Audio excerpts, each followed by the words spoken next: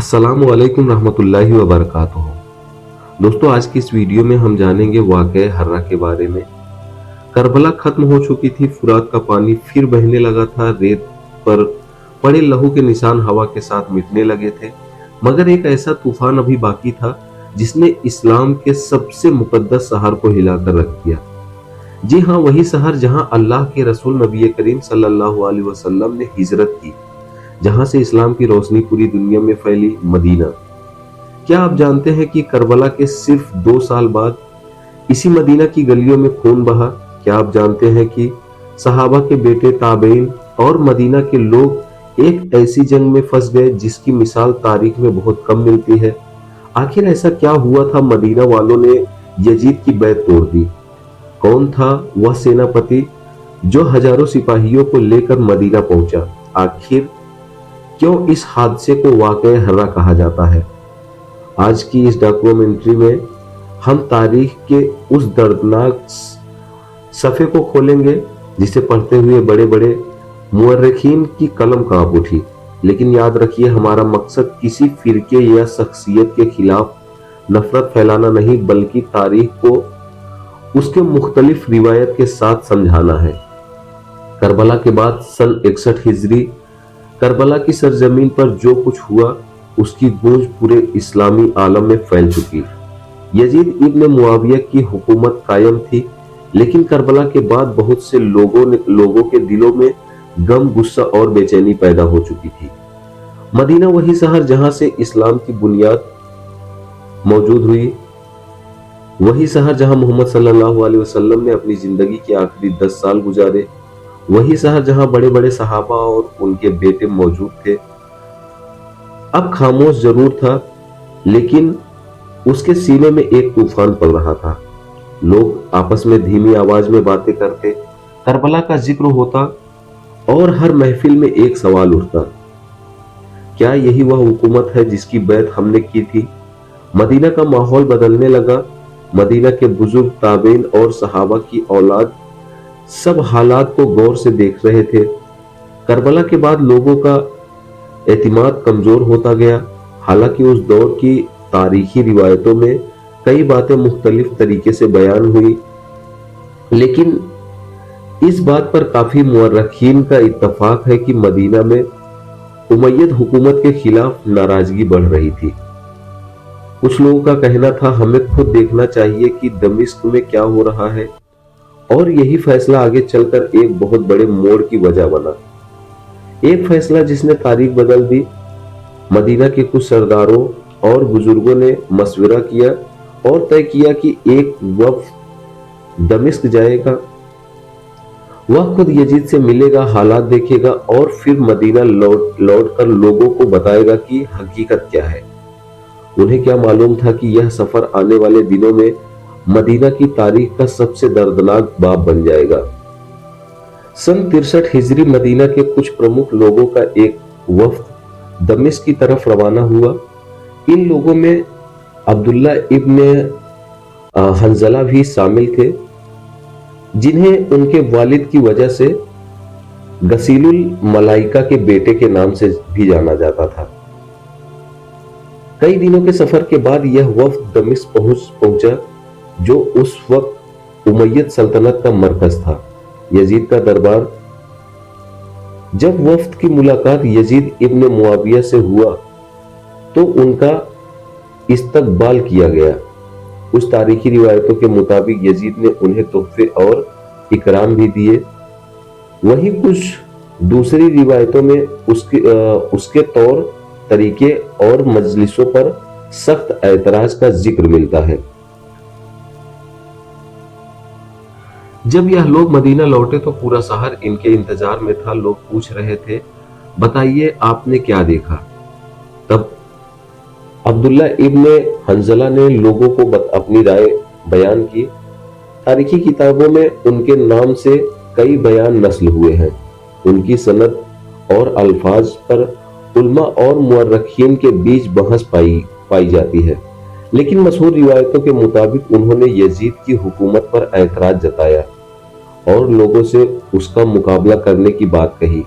बैत तोड़ने का ऐलान मदीना में मशवरे शुरू हुए। आखिरकार शहर के बहुत से लोगों ने यजीद की बैत से अलग होने का फैसला किया।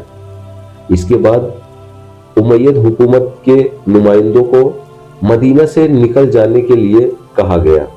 यह सिर्फ एक सियासी फैसला नहीं था, यह खुली चुनौती थी और यह खबर बहुत जल्द दमिश्क पहुंच गई। दमिश्क में बेचैनी। जब यजीद तक यह खबर पहुंची मदीना में उसकी बैत तोड़ दी गई है, तो उसने इसे मामूली मामला नहीं समझा। सलाह मशविरा हुआ, फैसला लिया गया कि एक फौज मदीना भेजी जाएगी ताकि हालात पर दोबारा काबू पाया जा सके। इस फौज की किरायत एक बुजुर्ग लेकिन तजुर्बेकार सिपाही सालार मुस्लिम इब्ने उकबा को सौंपी गई। उधर मदीना में लोग जंग की तैयारी करने लगे। शहर के नौजवान, बुजुर्ग और कई ताबीन सब जानते थे कि अब मामला बातचीत से आगे निकल चुका है। हर तरफ एक ही चर्चा थी, क्या वाकई सामी फौज मदीना पर चढ़ाई करेगी? किसी के पास यकीनी जवाब नहीं था, लेकिन हर दिल आने वाले दिनों का खौफ जदा था। दमिश्क से फौज चल चुकी थी, मदीना अपने बचाव की तैयारी कर रहा था और दोनों के बीच बस कुछ दिनों का फासला रह गया था। क्या मदीना बिना जंग के बच जाएगा या तारीख का सबसे दर्दनाक मुकाबला शुरू होगा? सन 63 हिजरी मुस्लिम इब्ने उकबा की कियादत में सामी फौज मदीना की तरफ बढ़ रही थी।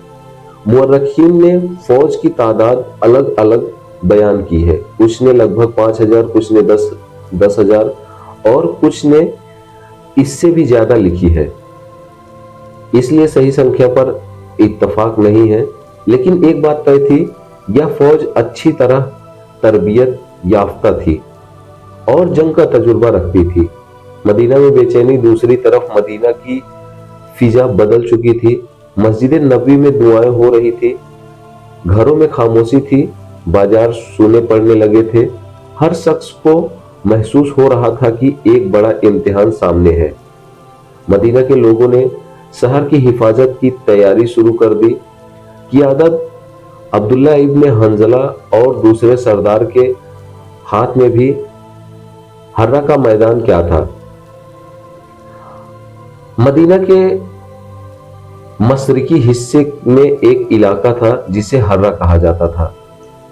यह काली ज्वालामुखी चट्टानों से भरा हुआ उबड़ खाबड़ मैदान था। यही जगह जंग के लिए चुनी गई क्योंकि इस रास्ते से आने वाली फौज की रफ्तार कम हो सकती थी और शहर का बचाव आसान माना जाता था। कुछ तारीखी रिवायतों के मुताबिक जंग से पहले बातचीत की भी कोशिश हुई। सामी फौज की तरफ से यह कहा गया कि अगर लोग दोबारा बैत कर ले तो लड़ाई टल सकती है। मदीना के सरदारों ने इसे कबूल नहीं किया। अब दोनों तरफ यह एहसास था कि जंग लगभग तय हो चुकी है। दोनों फौजें आमने सामने। सुबह का वक्त, हर्रा का मैदान, एक तरफ सामी फौज, दूसरी तरफ मदीना के लोग। धूल उड़ रही थी, घोड़ों की टापे जमीन हिला रही थी। हर चेहरे पर तनाव साफ दिखाई दे रहा था। किसी को नहीं मालूम था कि कुछ घंटों बाद तारीख का एक दर्दनाक बाब लिखा जाएगा। जंग शुरू होकर खत्म हुई। हर्रा का मैदान खामोश था, लेकिन उस खामोशी में चीखों की गूंज छुपी हुई थी। मदीना वही शहर जहां मोहम्मद सल्लल्लाहु अलैहि वसल्लम ने इस्लामी रियासत की बुनियाद रखी थी, आज एक गहरे सदमे में गुजर रहा था। तारीख इस वाकये को कैसे याद करती है? वाकये हर्रा को इस्लामी तारीख के सबसे दर्दनाक और विवादित वाकया में शुमार किया जाता है। मुख्तलिफ मुअर्रिखीन ने इसमें होने वाले नुकसान, शहीदों की तादाद और बाद के हालात के बारे में अलग अलग रिवायतें नस्ल करते हैं।